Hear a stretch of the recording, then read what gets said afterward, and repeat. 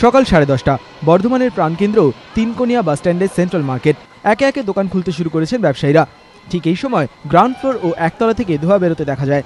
আতঙ্ক ছড়িয়ে পড়ে। খবর দেওয়া হয় পুলিশ ও দমকলকে।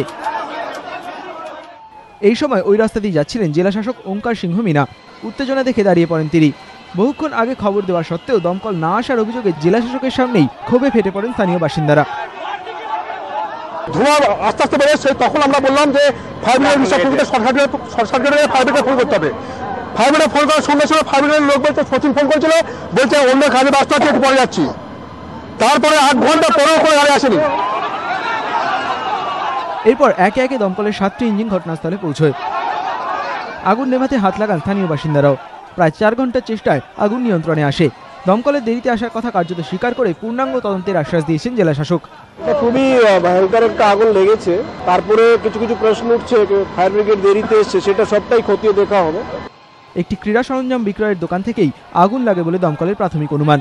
কমল কৃষ্ণ দে, এবিপি আনন্দ, বর্ধমান।